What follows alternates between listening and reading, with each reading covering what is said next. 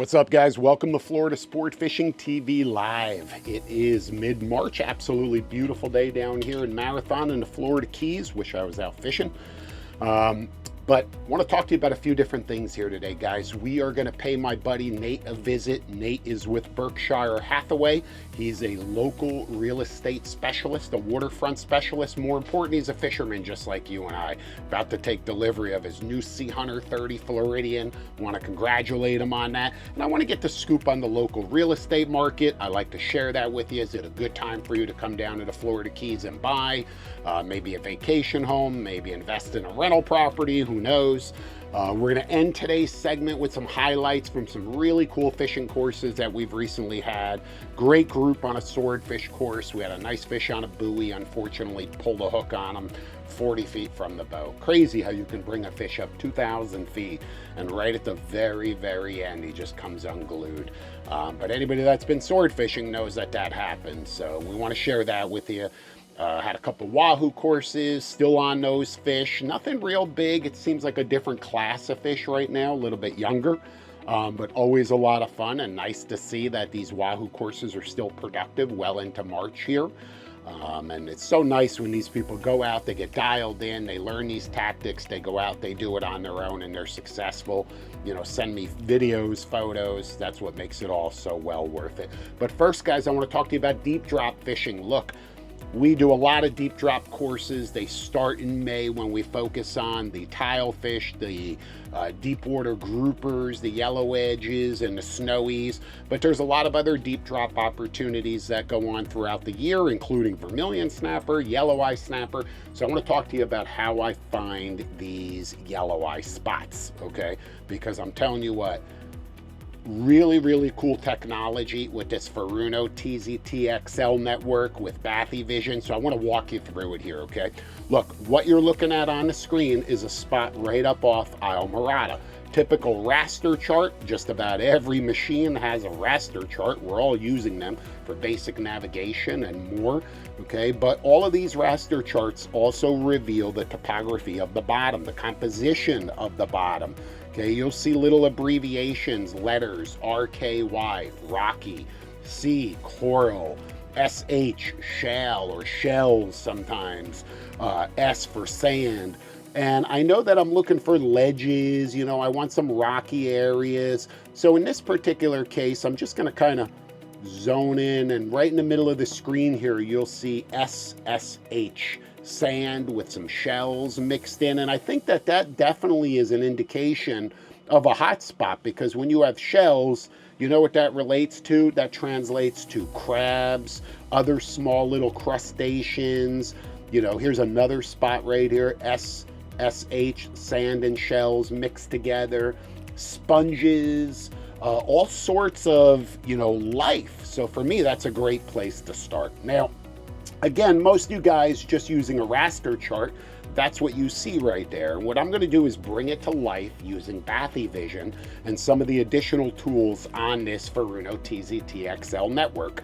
So let's work in kind of layers here. Here's our basic raster chart. We're now going to scroll up and we are going to activate Bathy Vision.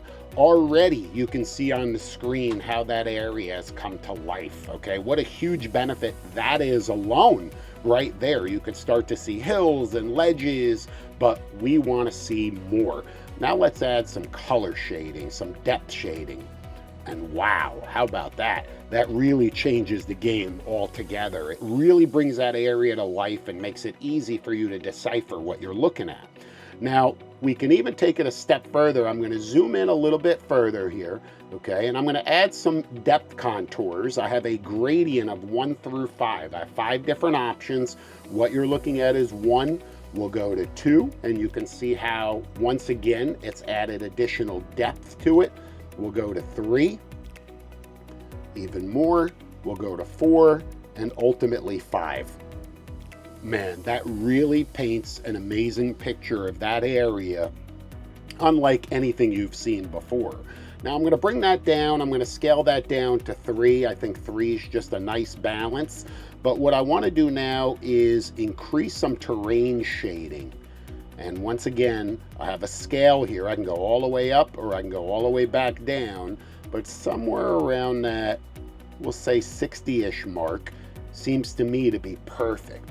And now I can literally go into a 3D mode and kind of manipulate the screen, fly around, so to speak, and really look at this area in a incredibly unique way. And guys, by the way, if you hear some noise in the background, I want to apologize in advance. These guys, GA Contractors of South Florida, are working on wrapping up the construction of our angling retreat, scheduled to open summer 2025. This is going to be an awesome destination. Next week, we're going to give you an update to the build process and share a little bit more of some of the classes that we're going to offer. Really, it's going to be an offshore academy. You know, that's the best way for me to say it, led by captains who really want to get you dialed in. But back to the fishing here. So now I can decipher this whole area. And look, I want to kind of zero in on one particular spot, which I thought was going to be loaded in yellow eyes, but surprisingly is loaded in scamp grouper. Don't tell anybody that. But once again, look how detailed that is. And as I manipulate it, I can increase those contour lines even more. I can scale them all the way down to the 1 mark, okay? I can then go back to my depth shading intensity, my terrain shading, manipulate it just a little bit more. Let's see if Seymour has any coverage in this area. That also helps give it a little bit more detail. And I'll tell you what a spot that has turned out to be right there. Really, really productive. However, the average guy, the only thing that he's seeing, we'll kind of work our way backwards here. We'll go back to our raster chart. We'll turn off all of these additional charts. And that's what you see. Dots. You see nothing compared to what I see. That's a big, big difference. Now, once I zero in on a particular area, there's one final step that I want to share with you. Okay, we're going to go back to Bathy Vision. We're going to turn on our depth shading, all right, and work our way back. And just as an example, I don't know, I'll pick any spot. We'll say this one right here. Here we go. What you're looking at here is a hill over on the left side, right at the top of that hill. It's 436 feet, and then it falls off on the backside into a hole that's 567 feet. Nice sloping ledge right there. I'm going to add a little more shading just to kind of enhance what that really looks like. There we go, right there. And now what I want to do is create a boundary around that whole area. I'm confident there's certainly, you know, fish to be caught there. I'm going to make a circle, kind of expand it a little bit, put it right over that hill and that backside. We'll end that boundary. Let's edit it. Okay, I don't like that yellow. Let's go to black. Let's increase the transparency. And boom. Now I can also manipulate the size, by the way. Right now we're at 1,100 feet. Let's go to, we'll say, 700 feet or so, okay? And now we have a boundary right there that's 700 feet, the diameter of that boundary. And we know that anywhere we're fishing within that boundary is potentially a hot spot. So tell you what, guys, get enough of these spots dialed in advance. You don't want to wait until you're out there and say, hey, where do I go next because they're not biting here. You know, if you have enough of these hot spots dialed in, you know, all over your machine or all over your area, your region, you can really be a more effective and a more efficient fisherman. So take the time at the dock. I'm telling you, it's not about what happens out there. It all starts right here long before you leave the dock. Nice, just making it out Cocoa Plum here. We're gonna see Nate. You guys know my buddy Nate fishes with me. More importantly, he's a real estate agent down here in the Keys. He's holding an open house, figured I would swing by, give him a little bit of support, ask him a couple questions. Always like to really bring you guys up to speed on the real estate market down here, and nobody does it better than Nate. So let's hear what he's got to say. Wow, what an absolutely incredible canal. Nate, what's up? How are you, Mike? All right, man, look at this place, dude. You were right when you said this is such a unique canal, right? I mean, how many places in, I don't want to even say in Marathon, but in the Florida Keys have a canal like this?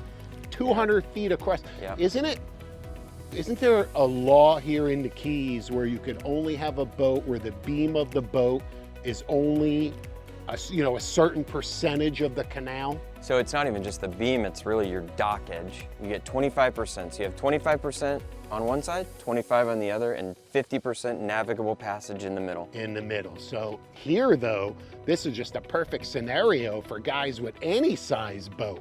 The big sport fish yachts, Absolutely. even a mega yacht you can fit right here. Yep. I mean, look at this, this is really incredible. The lot's 110 feet wide, so you have 110 feet to play with. They have it set up where they can bring a boat and park here, and then the other pilings, they can back in a sport fish over there if they wanted. Have multiple boats Yeah. going on right here. Guys, remember, you know Nate, fishes with me all of the time. Realtor here in the Keys, specializes in waterfront properties. Nate's with Berkshire Hathaway. The name is synonymous with luxury, with 5-star service, and all sorts of properties in the Keys, right? Give me a brief, or give our audience a little brief summary. What's going on in the real estate market, Nate? Is it strong? Is it weak? There's so much uncertainty, and here we are, the election's long gone now. We know who's in the White House now, making America great again. So what's going on? Tell us. It's definitely a buyer's market right now. There's a saying in our industry called marry the house, date the rate, and that really applies to right now. So pricing what do you mean, pressure. marry the house, date the rate? So right now, rates are in the 6.5 to 7 right now. Okay. And I was glad to hear during the inauguration speech the other night, him mention, he wants to attack real estate rates. Politics aside, real estate rates and mortgage rates going down is a good thing for my industry. Of course, it's a good thing for everybody. For everybody, right? So makes home ownership so much more affordable. Yeah, so pricing right now, the prices here are low. The last 18 months, we've seen prices continue to decline. But what I mean by marry the house, date the rate is, it's a great time to come down here and pick up a house because the prices are low. Now the rate, yeah, it's at 7, but when those rates start to drop and they get to 6 and then maybe we see 5s, who knows how low they go, but all these buyers on the sidelines right now, when they flood the market, the inventory disappears, guess what happens to pricing? It goes up. And so now the same price today is gonna be more expensive with a lower rate, but if you get it today at 6.5 or 7, in 2 years you can refinance. So you'd marry the house, refinance later, date the rate. Gotcha, now I understand. And you know what, look, it's so important to have an inside connection down here, just like that little tip, and there's so many other ones, right? If you need the inside scoop, if you're interested in buying a property here in the Keys, and if you're not a local, if you're from out of town and just visiting, man, you're gonna get lost in the shuffle, so to speak. There's gonna be a lot of little details. We were talking the other day about draft, right? How you could purchase a house, think you have plenty of water, but then you get right out to the end of the canal and you can't get your boat out. That's right. There's so many canals where the canal itself is dredged, but then you get outside where they don't allow dredging, and you may be in a place where the canal allows for a sport fish, but you have to time it up with now, the how tide. deep is this? How deep is this here, Nate? The control depth here is well over 6 feet. So you could fit anything here. This canal is one of the best in the Keys from a width perspective and depth. I mean, we're in Coco Plum, just outside of, within Marathon's, jurisdiction, but we're at the outer edge of Marathon. Great boater's paradise. These canals are huge. How's the inventory? Is there a lot to choose from, either on the water or maybe even off the water for guys that, might rack their boat, right? Maybe keep it on a trailer. How's the inventory as a whole across the When you look range? at a historical perspective on inventory, it's the same pre-COVID. So we're steady on the inventory standpoint. Normal inventory level. Now, on a different note, even just as exciting, maybe even more exciting, Nate's about to take delivery of a new Sea Hunter, his 30-foot Floridian. This boat's absolutely tricked out, maybe this weekend or next week.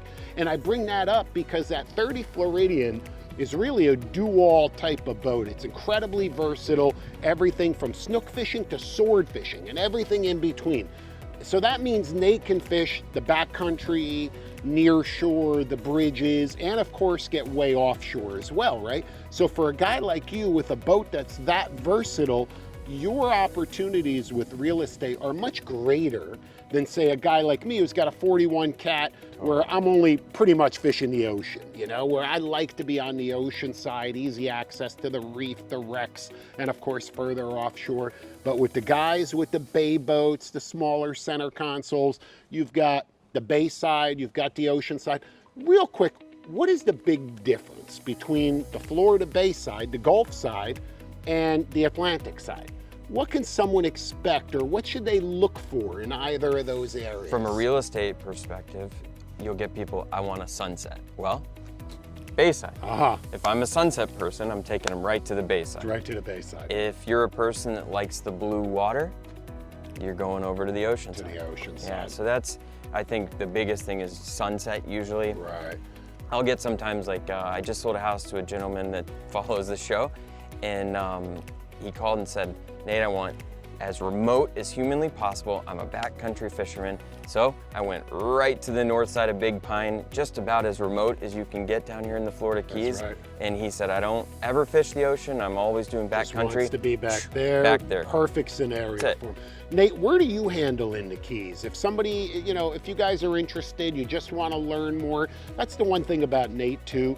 Look, don't think that you've got to call and sign on the dotted line and buy that house today. That's not what this is. This is the biggest investment you're ever going to make, ever. So you need somebody on your side, somebody to educate you, somebody who is a fisherman and a boater just like you and I are. That's what's going to make all of the difference. This isn't some, you know, hot pants and high heels walking around, you know, and you know what I'm saying, guys. So look, what are some of the other things, you know, but before we even talk about that, where do you handle?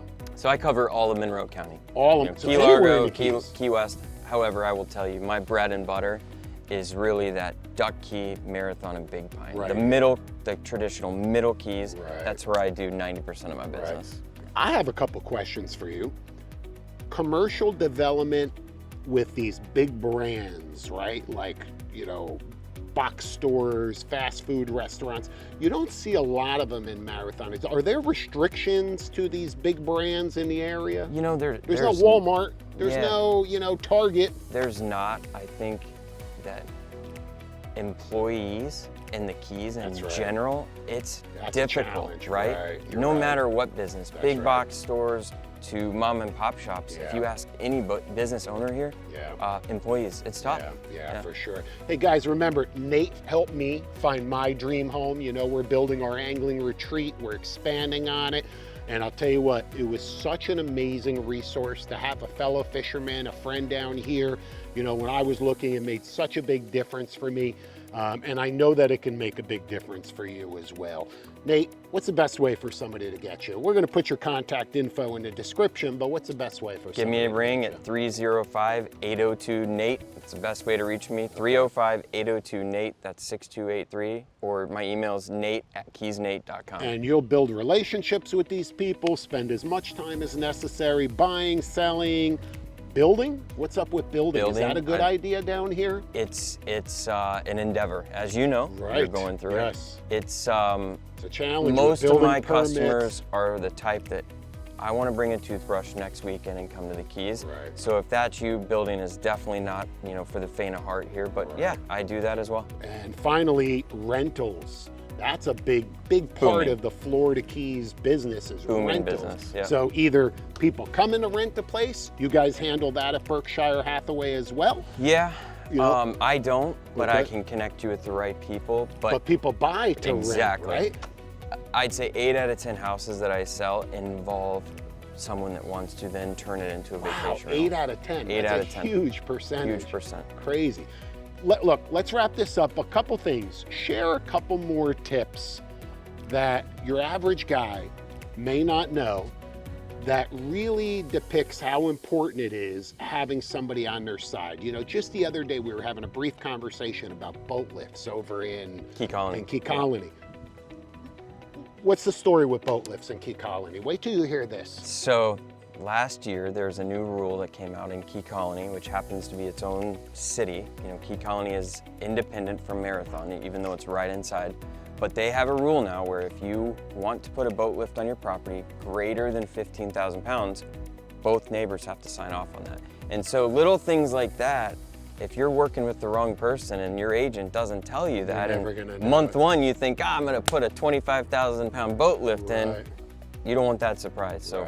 Right.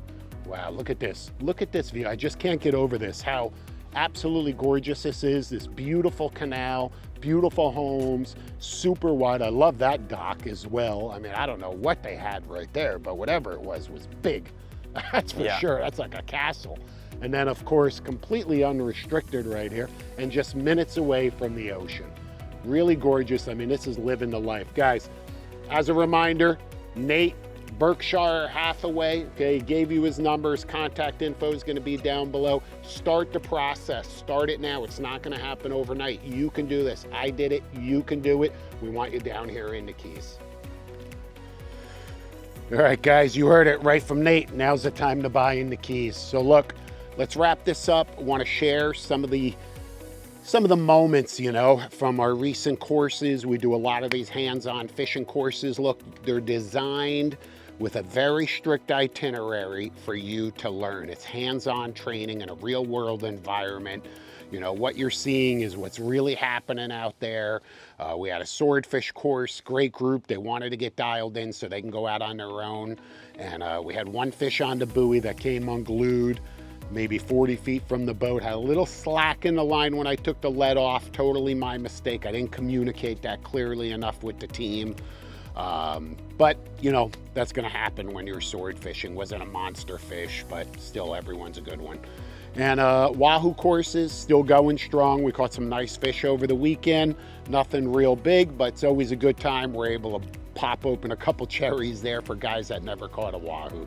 So guys, if you're interested in our hands-on instructional fishing courses for Wahoo, deep drop fishing, daytime sword fishing, wreck fishing for monster muttons, just shoot us a text, email, whatever, get a hold of us, direct message, you know, whatever you need to do, and we'll get you hooked up. We'll see you out on the water.